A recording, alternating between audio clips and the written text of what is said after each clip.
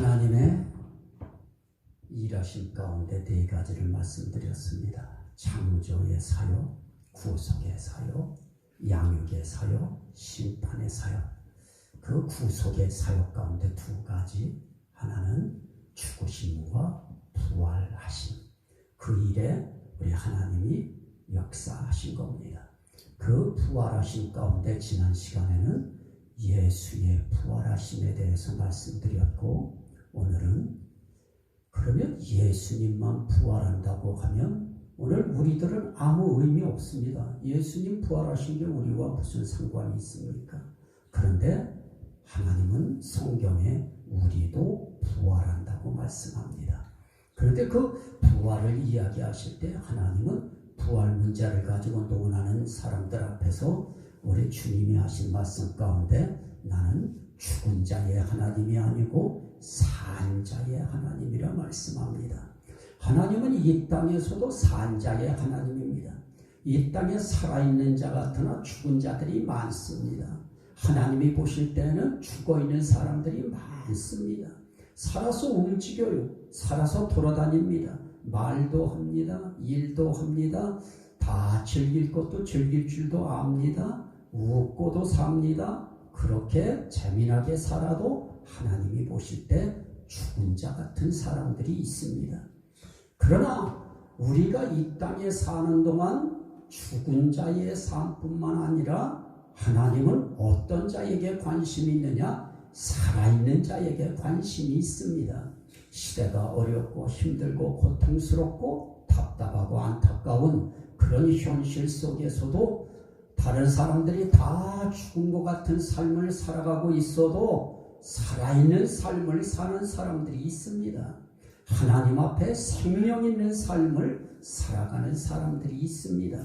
결국 부활의 씨를 가진 사람들만이 이 땅에서도 산 자처럼 살 수 있습니다. 살아있는 자로서 살아갈 수 있는 겁니다.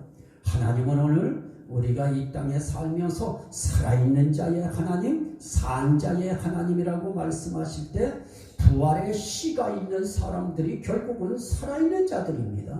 오늘 저와 여러분들이 그 속에 포함되어 있기에 우린 감사한 겁니다. 그래서 하나님이 우리를 산 자의 하나님으로 여겨주시고 살아있는 자의 하나님으로 여겨주신다는 사실이 너무 감사한 겁니다. 그런데 이 땅에 사는 동안에만 그런 것이 있는 것이 아닙니다. 하나님 앞에서 하나님이 우리에게 하신 일 가운데서 이 부활 문제를 얘기할 때는 너희도 부활한다고 하는 강조점이 있는데 성경은 이렇게 이야기합니다. 육의 몸이 있은즉 영의 몸도 있느니라. 그러면서 그 몸을 신령한 몸이라고도 말씀을 합니다. 그런데 이 육의 몸이라고 하는 육의 몸은 100년이면 다 끝나버립니다. 그래서 오늘 부활하는 그 몸은 육의 몸을 이야기하는 것이 아니고 영의 몸을 이야기를 하는 것입니다. 오늘 영의 몸 가운데는 두 가지가 있습니다. 하나는 영혼체가 있습니다. 하나는 부활체가 있습니다. 이게 영의 몸 가운데 속하는 두 가지입니다. 오늘 우리가 죽으면 저는 여러분들한테 말씀드리려고 한 것이 바로 그 점입니다. 우리는 그래 예수 믿고 이 땅에 살다가 하나님이 부르셔서 우리 영혼이 하나님 앞에 가면 되는 거 아니냐? 하나님 품에 들어가면 되는 거 아니냐? 우린 그렇게 단순하게 그런 공식을 가지고 생각하며 살기가 쉽습니다. 그런데 성경은 그렇게 말씀하지 않습니다.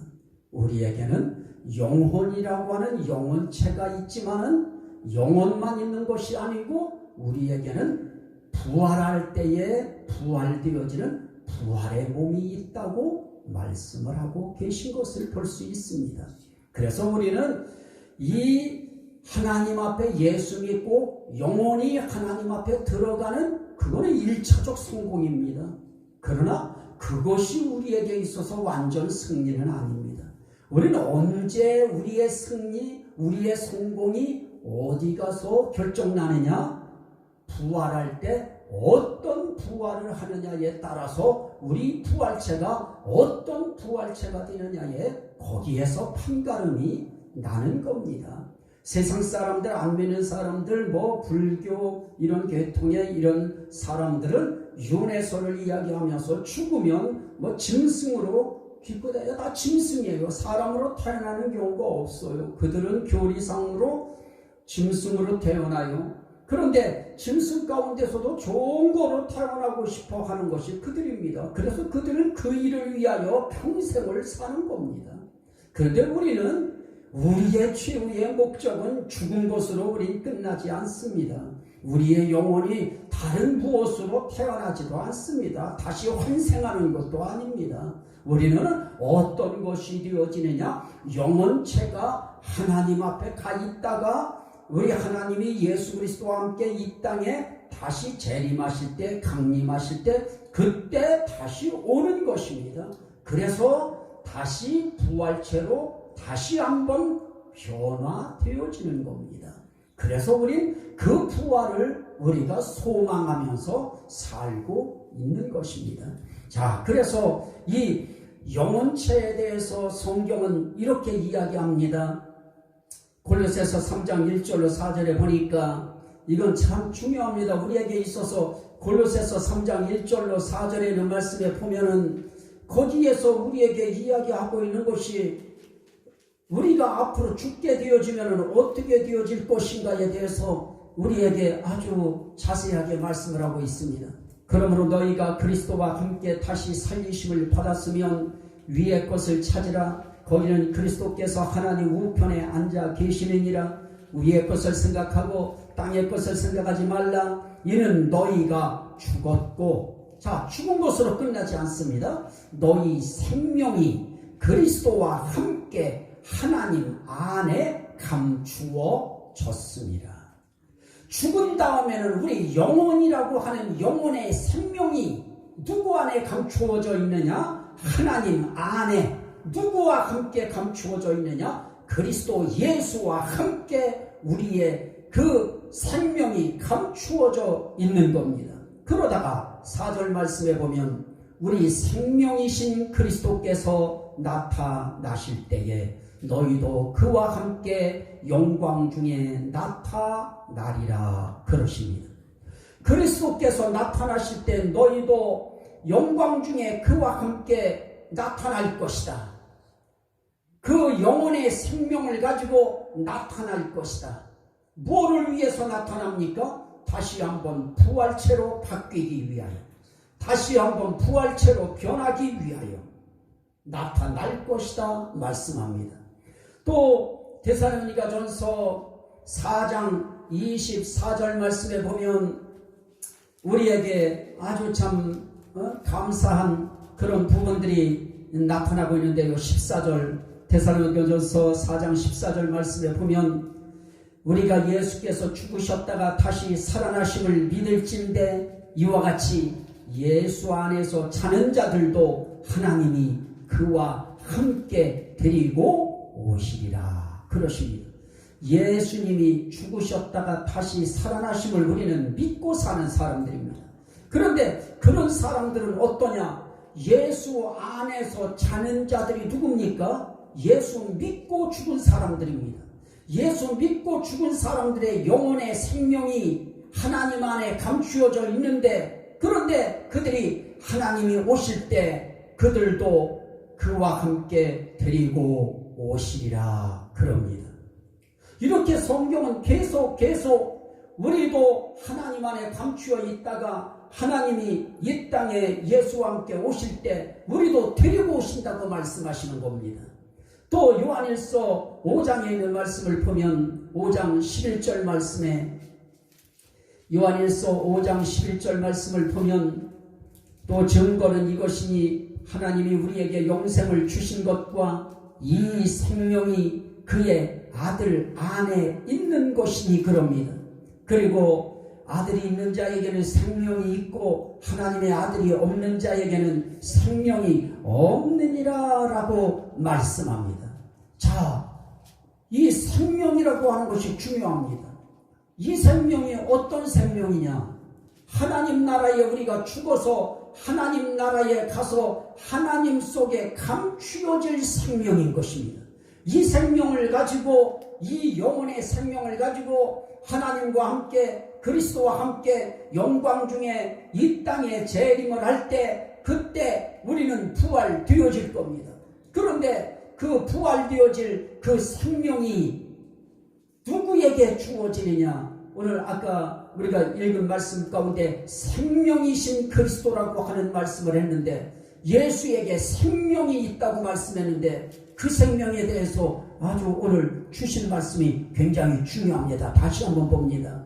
11절에 하나님이 우리에게 영생을 주신 것과 이 생명이 그의 아들 안에 있는 그것입니다.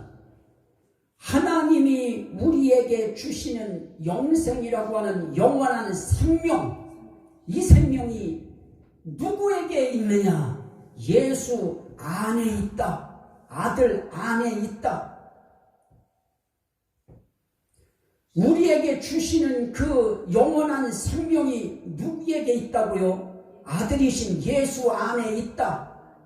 그래서 아들이신 예수 안에 있는 그 생명이 이 땅에 올 때에 아들이 있는 자에게는 뭐가 있느냐? 아들이 내 속에 계시면은 아들 속에 영생이라고 하는 그 생명이 하나님이 주셔서 그 안에 있기 때문에, 그 생명이 아들이 내 안에 오시면 내 안에는 생명이신 예수가 오셨기 때문에 내 안에는 영원한 영생의 생명이 들어오는 것입니다. 그래서 아들이 있는 자만 그 생명이 있어요. 이게 중요한 겁니다. 우리가 왜 예수를 믿어야 되느냐? 하나님은 예수 안에 생명을 두었기 때문에 그 생명이 있어야만 부활이 되어질 수 있습니다.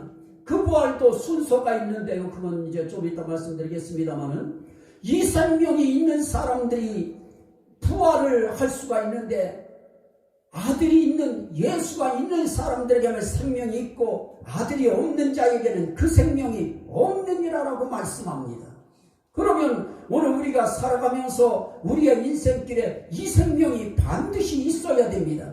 요한복음 5장 26절 말씀에 보면 아버지께서 자기 속에 생명이 있음같이 아들에게도 생명을 주어 있게 하였고 그럽니다.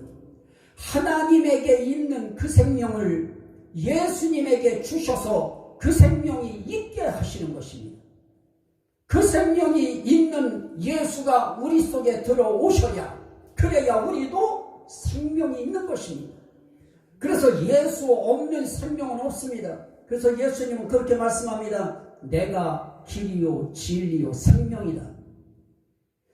그 생명이 나다. 그러므로 나로 말미암지 않고는 아무도 아버지께로 올 자가 없느니라, 그렇게 말씀합니다. 예수에게 생명이 주어졌어요. 그래서 예수님은 이제 생명이라고 그래요. 난 생명이다 그래요.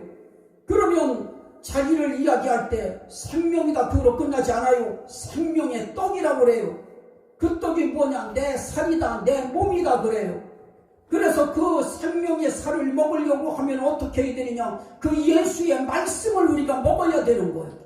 그분이 아들이 있는 자에게는 생명이 있고 아들이 없는 자에게는 생명이 없다라고 말씀하신 그 생명을 우리가, 그 말씀을 먹어야 돼요. 맞다. 예수가 있어야 예수의 생명이 내게 있는 것이다. 그러므로 나는 예수님을 내 안에 받아들여야 된다. 예수 생명이 내 안에 오게 만들어야 되는 것입니다. 예수를 쫓아내지 말고, 예수를 몰아내지 말고, 예수를 외면하지 말고, 배척하지 말고, 예수님을 우리가 들어올 수 있도록 해야 되는 것입니다. 그래서 생명 되신 예수가 오실 때, 그럴 때 예수님이 말씀했습니다. 내가 부활이요 생명이라고 지난 시간 말씀을 드렸습니다. 그 생명이 부활하는 것입니다. 그 생명이 우리를 부활시키실 것입니다. 그래서 그 생명이 있는 사람, 그게 바로 하나님의 씨가 들어온 것입니다. 그 생명의 씨가 들어온 사람들이 부활되어집니다. 그러면 아들이 있는 자와 없는 자가 이제 갈라집니다. 아들 없는 자는 생명 없어요. 암만 뭐라고 얘기해도 소용이 없어요. 하나님의 아들 예수가 있어야 하나님이 예수에게 주신 생명이 들어오는 것입니다. 그 생명이 있어야 되어요. 그러면 어떻게 해야 우리가 그 아들을 우리에게 아들이 있게 만들 수 있을 것인가? 성경은 몇 가지로 말씀하고 있습니다. 요한일서 4장 15절 16절 말씀에 보면 그렇게 말씀하고 있습니다. 요한일서 4장 15절 16절에 보니까 누구든지 예수를 하나님의 아들이라 시인하면 하나님이 그의 안에 거하시고 그도 하나님 안에 거하느니라. 하나님이 우리를 사랑하시는 사랑을 우리가 알고 믿었노니 하나님은 사랑이시라. 사랑 안에 거하는 자는 하나님 안에 거하고 하나님도 그의 안에 거하시느니라. 여기에 1차적으로 중요한 것이 무엇입니까? 우리에게 가장 첫 번째 우리가 내딛어야 될 발걸음, 예수가 내 안에 있게 하는 방법이 뭘까요? 누구든지 예수를 하나님의 아들이라 시인하면 하나님이 그의 안에 거하시고 그도 하나님 안에 거하느니라. 예수님은 하나님의 아들이시다. 예수님은 목수의 아들, 요셉의 아들, 그 이름으로 세상에서는 그렇게 불리워졌지만 예수님은 진정 하나님의 아들이셨다. 독생자셨다. 이렇게 인정하고 입술로 시인하는 사람들, 그들 속에는 하나님이 들어오신다는 거예요. 하나님이 그 안에 거하신다는 거예요. 하나님이 그 안에 거하는 사람 속엔 그걸 시인하는 사람도 들어가는 거예요. 오늘 저와 여러분들이 예수는 그냥 2000년 전에 목수 요셉과 마리아의 아들이 이름으로는 그렇게 세상 속에서는 알려져 있고 그렇게 불려왔지만 그것은 겉에서 보는 것이고 진짜 속에서 들여다보면 그분은 목수 요셉의 아들로서 끝나는 것이 아니고 그 이전에 이미 그 이면에 그는 하나님의 아들이시다. 이렇게 믿으시면 아멘 합시다. 오늘 우리는 시인할 때 그렇게 시인하는 겁니다. 그렇게 인정하는 겁니다. 하나님의 아들이 바로 예수시다. 이거 인정하는 사람에게는 생명 자체이신 하나님이 그 안에 오신다는 것입니다. 그래서 오늘 우리가 살아갈 때 이 아들인 예수를 우리 마음속에 들어오게 하는 것 너무너무 중요합니다. 시인하는 것입니다. 계시록 3장 20절 말씀에 보면 계시록 3장 20절에서는 그렇게 말씀합니다. 내가 문 밖에서 두드리노니라고 말씀합니다. 내가 문 밖에서 두드리노니 3장 20절입니다. 볼지어다 내가 문 밖에 서서 두드리노니 누구든지 내 음성을 듣고 문을 열면 내가 그에게로 들어가 그와 더불어 먹고 그는 나와 더불어 먹으리라. 내가 너희를 마음의 문을 두드리겠다는 것입니다. 환경을 통해서 두드리고 사건을 통해서 두드리고 교회에 옛날엔 종소리가 있어서 두드리고 전도하는 사람들의 음성을 통해서 두드리고 교회 와서는 목사님의 설교를 통해서 두드리고 성경에서는 말씀을 통해서 우리의 마음을 두드려요. 그 마음 문을 두드릴 때 우리는 어떻게 해야 되느냐? 내 음성을 듣고 문을 열면 그렇습니다. 나는 주님의 음성을 받아들이겠습니다. 주님을 나의 하나님의 아들로 나의 주인으로 모시겠습니다 하고 마음의 문을 열면 예수 그리스도께서 그 사람 속으로 들어오신다라고 말씀합니다. 그에게로 들어가서 그로 더불어 먹고 그는 나와 더불어 먹으리라 그럽니다. 함께 사시겠다고 하는 의미인 것입니다. 오늘 우리가 예수 그리스도를 영접하고 예수 그리스도를 받아들이고 예수 그리스도를 환영한다고 하는 것이 얼마나 중요하냐. 그분을 환영해야 내 속에 내가 죽어도 예수 안에서 잠을 자도 예수 안에서 죽어서 하나님 품에 안겨도 나는 그 생명을 안고 들어가는 것입니다. 영원한 영생의 생명을 내가 가지고 들어가는 것입니다. 그 생명이 우리에게 들어오려고 하면 예수님이 들어오셔야 되는 것입니다. 이 예수님이 온 사람들은 어떻게 하느냐? 예수님이 머리가 되시고 우리는 그의 몸이 되어서 한 몸이 되어집니다. 그래서 예수님과 나는 한 생명이 되어지는 것입니다.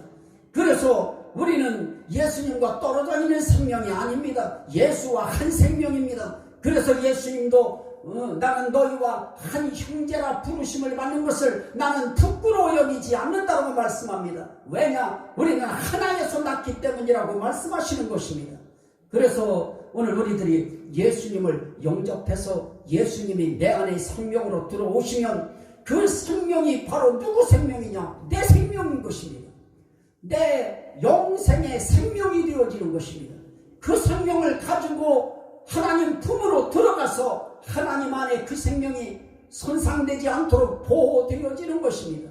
그리고 그 생명이 이 땅에 재림을 할 때에 예수님과 함께 와서 우리로 하여금 그 당시에 변화될 자 변화되게 하고 부활될 자 부활되게 만드시고 그래서 우리 주님을 모시게 만드시는 것입니다.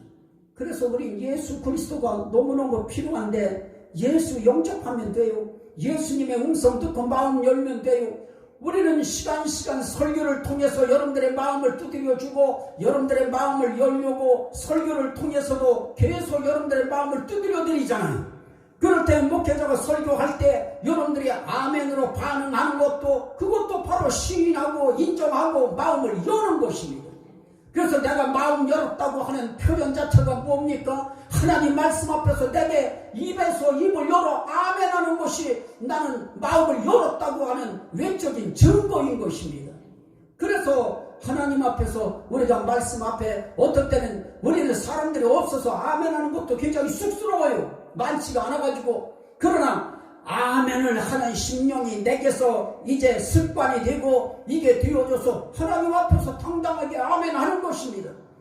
우리는 나는 이렇게 하나님 앞에 생명을 받아들이기를 원하고 생명이 내게 있기를 원하고 생명의 아들이 내 안에 있기를 원합니다 하는 간절함이 아멘을 통하여 내 마음 문을 열었다고 하는 것을 하나님 앞에 표현하고 내가 아멘을 통해서 하나님의 아들을 시인하고 인정하고 이런 신앙생활을 우리가 하다가 우리가 죽은 듯이 잠자듯이 우리가 주님 앞에 부르심을 받아 가면 그때는 예수의 생명이 하나님 속에 예수와 더불어서 감추어지는 것입니다.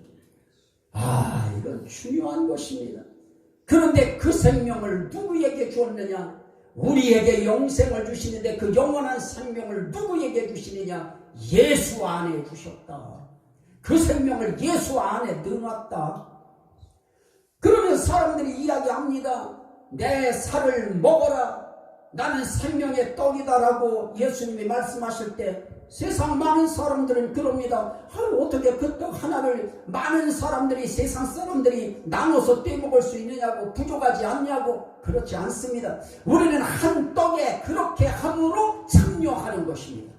그래서 우리는 이번에 성찬식을 이 코로나19 때문에 못했습니다만 이제 이것이 잔잔해지고 누구도 거부감이 들지 않는 편안한 날이 오면 우리도 하겠습니다만 우리는 한 떡에 참여하는 거예요. 한 예수의 몸에 우리도 함께 참여하는 것이 성찬을 통해서 참여하는 것입니다.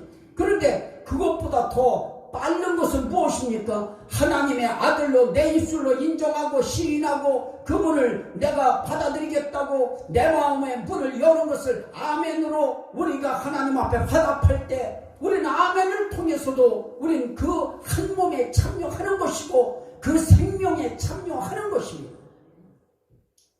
그래서 우리가 하나님 앞에서 이 생명 갖는다고 하는 것이 상당히 중요합니다.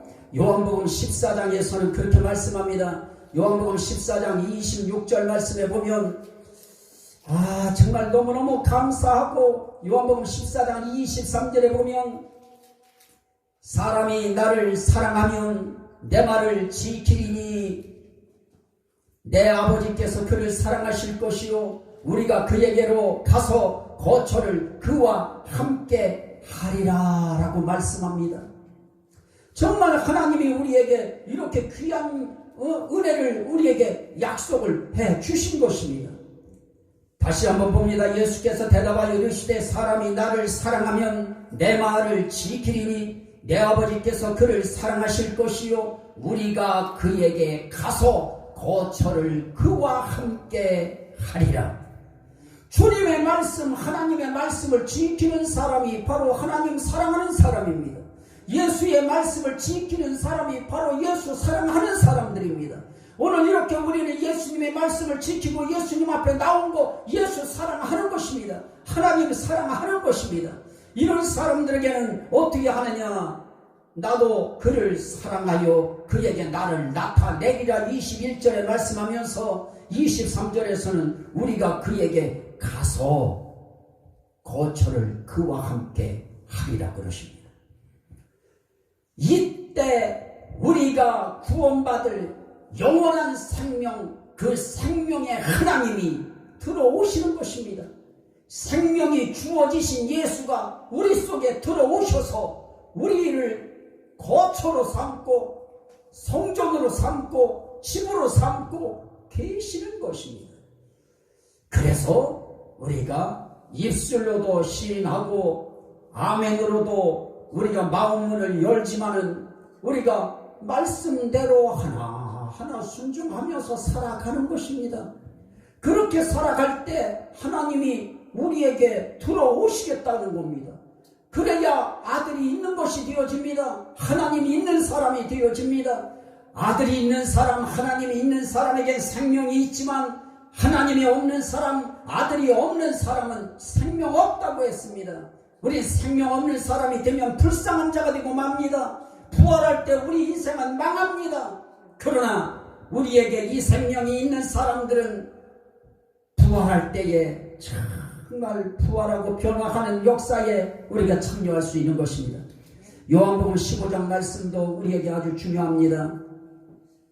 요한복음 15장 9절 말씀에 보면 아버지께서 나를 사랑하신 것 같이 나도 너희를 사랑하셨으니 나의 사랑 안에 거하라. 내가 아버지의 계명을 지켜 그의 사랑 안에 거하는 것 같이 너희도 내 계명을 지키면 내 사랑 안에 거하리라 그럽니다. 예수의 계명을 지키라는 겁니다. 나도 아버지의 계명을 지켰다고 주님이 말씀하면서 너희도 내 계명 지키면 내 사랑 안에 너희가 거하리라라고 말씀합니다. 그러면 주님의 계명이 뭘까요? 요한복음 13장에 예수의 계명이 나타납니다. 우리는 이런 말씀들이 굉장히 중요합니다. 이걸 알고서 우리가 말씀을 보는 것과 모르고 보는 것은 다릅니다. 요한복음 13장 34절 말씀해 보니까 주님이 말씀합니다. 새 계명을 너희에게 주노니 서로 사랑하라. 내가 너희를 사랑한 것 같이 너희도 서로 사랑하라고 말씀합니다. 주님이 주신 예수의 계명은 뭐냐? 서로 사랑하라는 것이에요. 서로 사랑하라. 사랑하는 것이 주님의 계명이에요. 그 사랑하면 그러면 내가 네 안에 거하겠다. 너희도 내 사랑 안에 들어온 것이다. 그렇게 말씀합니다. 여러분들은 이 말씀 부여잡고 사랑 안에 거하기를 주의 이름으로 축원합니다. 그래서 이 사랑을 로마서 12장 15절 말씀에서는 그렇게 이야기합니다. 즐거워하는 자들과 함께 즐거워하고 우는 자들과 함께 울라라고 로마서 12장 15절에 말씀합니다. 이게 지체의식입니다. 이게 한 형제 자매의식입니다. 이게 한 식구의식입니다. 우는 형제와 슬퍼하는 형제들과 함께 슬퍼하고 기뻐하는 자들과 기쁨을 함께 나누고 그리고 우는 자들과 함께 울어라. 그게 지체의식입니다. 그래서 우리 믿음의 사람들, 우리 믿음의 형제 자매들은 다 어떻습니까? 우리 누가 잘 됐다고 하고 일이 잘 된다고 하고 그러면 다 기뻐지는 것입니다. 그러나 아프고 힘들고 고통스러워하면 우리 함께 슬퍼하고 함께 안타까워하고 함께 아파하고 함께 괴로워하는 것입니다. 우리 주님 앞에 그게 바로 서로 사랑하는 방법 표현인 것입니다. 오늘 우리는 주님 앞에서 살아가면서 이렇게 우리 서로가 서로에게 서로가 서로를 위하여 서로가 서로에 대한 이런 사랑의 마음을 가지고 서로 어려울 때 기도해주고 서로 힘들 때 붙들어주고 이런 마음을 가지고 위로하면서 우린 지체 사랑을 나누면서 살아가는 것입니다. 그럴 때 우린 예수 사랑 안에 거할 수 있게 되어지는 것입니다. 한마디 말씀만 더 봅니다. 요한일서 5장 20절 말씀에 그런 말씀이나 요한일서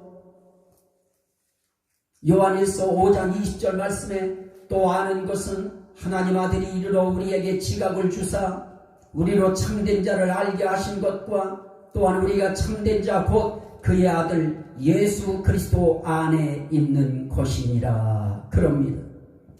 우리에게 예수가 누군지 알려주셨어요. 하나님이 누군지 알려주셨어요. 그래서 우리는 그분을 알고 믿고 하기 때문에 우리는 그의 아들 예수 그리스도 안에 우린 들어오게 되어지는 것입니다. 예수 안에 들어오면 그 안에 생명이 있어요. 예수 안에 들어오면 영원한 생명이 있습니다. 구원의 생명이 있습니다. 부활할 수 있는 하나님의 씨가 되는 생명이 있습니다.